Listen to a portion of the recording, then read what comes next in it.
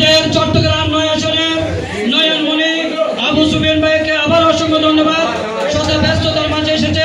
চট্টগ্রামে চকবাজার থানা বিএনপির তরুণ সংগঠক ও থানা ছাত্রদলের প্রতিষ্ঠাতা সভাপতি নুরুল আলম শিপুর উদ্যোগে এসএসসি পরীক্ষায় জিপিএ 5 প্রাপ্ত স্থানীয় 50 জন মেধাবী শিক্ষার্থীকে সংবর্ধনা এবং ক্রীড়া সামগ্রী প্রদান করা হয়েছে।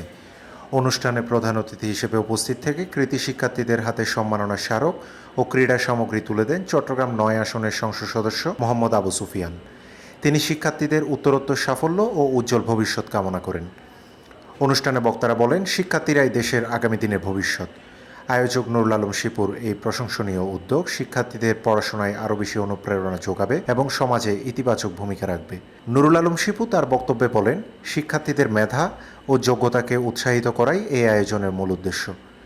অনুষ্ঠানে অন্যান্যদের মধ্যে উপস্থিত ছিলেন চকবাজার থানার ভারপ্রাপ্ত কর্মকর্তা মোহাম্মদ মামুন, কাপাসগোলা সরকারি বালক বিদ্যালয়ের প্রধান শিক্ষক রহিমউদ্দিন, চট্টগ্রাম মহানগর বিএনপির সদস্য আনোয়ার হোসেন লিপু, চকবাজার থানা বিএনপির সাবেক যুগ্ম সম্পাদক ও সিটিজেন ফোরামের সভাপতি আনিসুজ্জামান সাইমন চৌধুরী, ওয়ার্ড বিএনপির আহ্বায়ক মোহাম্মদ মঞ্জুর আলম, বিএনপি নেতা খালেদ সাইফুল্লাহ, এস.এম. আবু সালেহ, ওয়ার্ড বিএনপির সিনিয়র যুগ্ম আহ্বায়ক আবু আহমেদ, বিএনপি নেতা বখতিয়ার আলম ও কামাল উদ্দিন।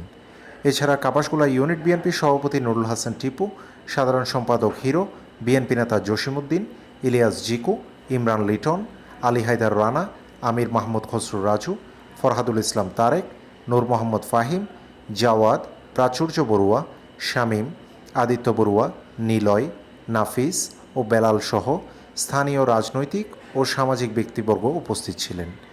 সবশেষে কৃতি শিক্ষার্থীদের মাঝে সম্মাননা স্মারক ও উপহার সামগ্রী বিতরণের মধ্য দিয়ে অনুষ্ঠানটির সমাপ্তি ঘটে।